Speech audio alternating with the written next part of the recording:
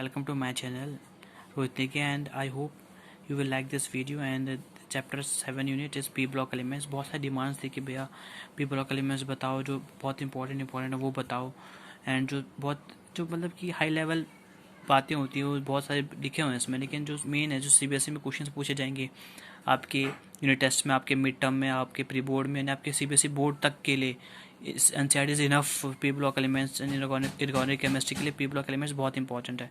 सो मैं थोड़े बहुत इंपॉर्टेंट बताऊंगा इसमें, तो आप अच्छे से अंडरलाइन करते जाना एंड थोड़े बहुत बताऊंगा जो बिल्कुल इंपॉर्टेंट नहीं है तो आप एक बार वीडियो को पॉज करके आप अच्छे से अंडरलाइन मार्क कर देना एनसीईआरटी के साथ, तो आपने अपनी एनसीईआरटी की बुक खोल के रखी है, ठीक है। सो स्टार्ट करते हैं पी ब्लॉक एलिमेंट्स। सो सबसे पहले इसमें आते हैं ग्रुप 17, ग्रुप 18, ग्रुप 15, 16, 17 और 18। 4 ग्रुप्स हमें पढ़ने हैं पी ब्लॉक एलिमेंट्स में, ठीक है।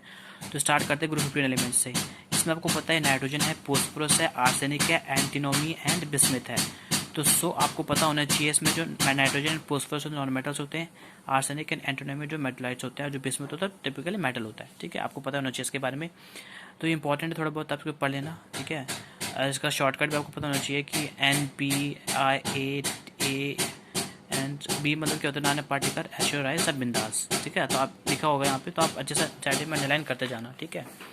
तो अब आते हैं इसकी एसेंशियल कॉन्स्टेंट होता है एनिमल्स एंड प्लांट्स मैटर का, कौन? फोस्फोरस। तो क्वेश्चन आ सकता है कि which element of group 15 is known as the constants essentials of animals and plants. तो फोस्फोरस होगा, ठीक है। तो 1 मार्क क्वेश्चन क्या आ सकते हैं, थोड़े बहुत आप अंडरलाइन करते जाना, पढ़ते भी जाना। फोस्फोरस प्रोटीन जो होता है मिल्क एंड एग्स में होता है, जो फोस्फो प्रोटीन होता है कहाँ पर होता है?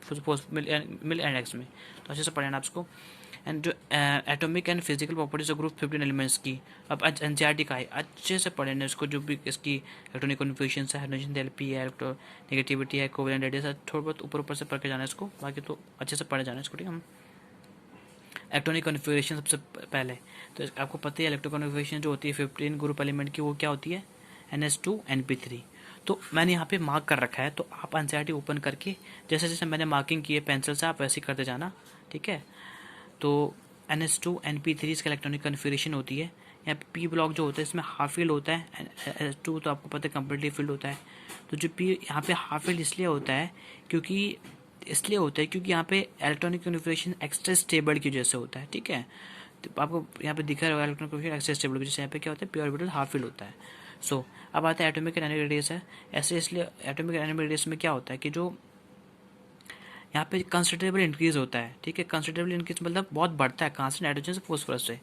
तो नाइट्रोजन से फोस्फोरस में कितना बढ़ा, देखो आप देखो जो कोवेलेंट रेडियस होता है, कोवेलेंट रेडियस की तरह से कितना बड़ा है, कितना मतलब लगा लो आप 100 मतलब 10 40 यहाँ से बढ़ रहा है, यहाँ तक कितना बढ़ रहा है नाइट्रोजन से फोस्फोरस 40 बढ़ रहा है, फिर यहाँ से कम हो गया कितना हो रहा है 31 20 यहाँ बन रहा है, तो मतलब यहाँ फिर 7 का डिस्टेंस। तो मतलब यहाँ से यहाँ तक में से कितना डिस्टेंस लगा, देखो कितना ज़्यादा डिस्टेंस लगा है, तो यहाँ से तो बिल्कुल कम होता जा रहा है। आर्सेनिक एंड इसमें तो बहुत कम डिस्टेंस होता जा रहा है, ठीक है। इसलिए बोला क्योंकि इसलिए होता है क्योंकि यहाँ पे प्रेजेंट होता है कौन सा? कंप्लीटली फील्ड होता है DF ऑर्बिटल्स, ठीक है।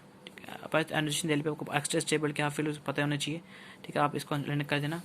बाकी यहाँ पे इंक्रीज डाउन द ग्रुप आपको पता है इसके बारे में, ठीक है। तो नाइट्रोजन फोस्फोरस, ठीक है। तो आप देख लो जो आपको इंपॉर्टेंट है आप अंडरलाइन करते जाना, बस। तो इंपॉर्टेंट थोड़ा बहुत ही है। एंड इसमें जो ऑक्सीडेशन +5 ऑक्सीडेशन होता है। एनोमस प्योर नाइट्रोजन आपको पता ही होना चाहिए, नाइट्रोजन के पास होता है इसलिए क्योंकि small size high electronegativity ion LP और नॉन अनअवेलेबिलिटी ऑर्बिटल्स की वजह से ऐसा होता है, ठीक है। तो आपको पता है, मार्क कर देना अपन साइड में, ठीक है।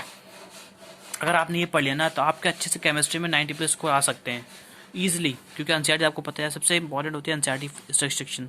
एनसीईआरटी को फॉलो करना चाहिए जो सीबीएसई द्वारा एफिलेटेड है, तो आपको अच्छे से फॉलो करना चाहिए एनसीईआरटी को। जो मैंने मार्क किया आप कर लेना। एंड अमोनिया होता है माइलिस्टिक एजेंट, ठीक है। BH3 स्ट्रॉन्गेस्ट होता है, ठीक है। NH3 पता है, PH3 AH3 वगैरह पता है इसके बारे में। बाकी नाइट्रोजन डज नॉट फॉर्म पेंटालाइड, क्यों? बहुत इंपॉर्टेंट क्वेश्चन है, आप इसे अच्छे से मार्क कर लेना एनसीईआरटी में। Nitrogen does not form pentahalide क्योंकि non availability of d orbitals in its valence shell की वजह से, non availability of d orbitals इनकी वैलेंस शेल की वजह से, ठीक है।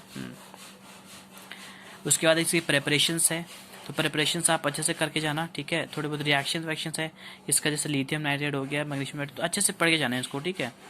तो अब आते हैं नेक्स्ट पे, अच्छे से बहुत इंपॉर्टेंट है ये। तो स्टॉप जो एक नाइट्रोजन बहुत इंपॉर्टेंट है, तो अच्छे से पढ़ के जाना है इसको, ठीक है। तो हाइब्रिड प्रोसेस पढ़ लेना एक बार, इसका रिएक्शन थोड़ा बहुत देख लेना, ठीक है। तो उसके बाद आपको पता ही है, उसके बाद आता है अमोनिया NH3, तो NH3 में इंपॉर्टेंट है ही है। तो NH3 में आपको पता होना चाहिए, थोड़ा बहुत ऊपर ऊपर से पढ़ लेना एक बार, आता तो है नहीं ज़्यादा लेकिन पढ़ लेना एक बार। अमोनिया हाईली सोल्यूबल होता है वाटर में, ठीक है। उसके बाद बहुत इंपॉर्टेंट रिएक्शन है कॉपर के साथ NH3 के साथ ड्यू ब्लू देता है, वाइट PPT जो होता है AgCl कलर अमोनिया के साथ कलरलेस रहता है। तो दोनों रिएक्शन बहुत ज़्यादा इंपॉर्टेंट है, इतनी ज़्यादा इंपॉर्टेंट है कि हर बार, हर यूनिट टेस्ट में, हर प्री बोर्ड में, हर मिड टर्म में कुछ दोनों रिएक्शंस पक्का आई है, 100% श्योर। तो आप इन दोनों रिएक्शंस को, ये वाली रिएक्शन और ये वाली रिएक्शन अच्छे से करके जाना, ठीक है। वो भी इसके जो नंबर्स हैं अच्छे से जो, ठीक है, अच्छे से पढ़ के जाना। उसके बाद आता है हमारा ऑक्सो एसिड्स के जो स्ट्रक्चर, इसके बाद अच्छे से पढ़ के जाना, इसके स्ट्रक्चर्स वगैरह जो होते हैं अच्छे से आते हैं, ठीक है। तो जो इंपॉर्टेंट, मतलब इंपॉर्टेंट तो सारी है, पर ऊपर से पढ़ के जाना, स्ट्रक्चर पढ़ लेने के बाद, ठीक है।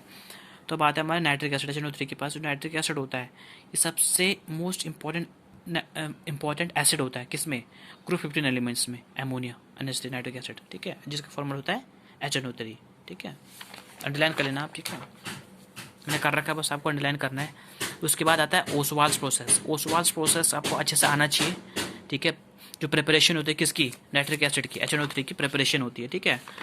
तो ओसवाल्स प्रोसेस को अच्छे से आना चाहिए, क्योंकि इस मेथड में आपको पता ही है एटमॉस्फेरिक ऑक्सीजन की वजह से NH3 जो होता है ऑक्सीजन के साथ रिएक्ट करता है एयर के साथ, उसके बाद ये नाइट्रोजन ऑक्साइड NO बनाता है और वाटर बनाता है। तो जो नेक्स्ट प्रोसेस में क्या होता है, जो NO होता है किसके साथ बनाता है, O2 के साथ। O2 मतलब क्या है, और मतलब ऑक्सीजन के साथ बनाता है, जो क्या देता है NO2 नाइट्रोजन ऑक्साइड। उसके बाद जो नाइट्रोजन ऑक्साइड है वो क्या वाटर के साथ रिएक्ट करेगा, तो क्या आ जाएगा, अमोनिया दे देगा, नाइट्रोजन ऑक्साइड दे देगा, ठीक है। तो ये पढ़ लेना आप स्टेप वाइज, अच्छे से पढ़ लेना, ठीक है। ओसवाल्स प्रोसेस बहुत इंपॉर्टेंट है, बहुत ज़्यादा। उसके बाद ये रिएक्शन 1 2 3 4 लिखवा के ले लो, ये 4 रिएक्शन ऐसी हैं जो 100% आपके pre boards, mid terms, unit test सब में आता है, बोर्ड तक सब में आएगा ये, ठीक है।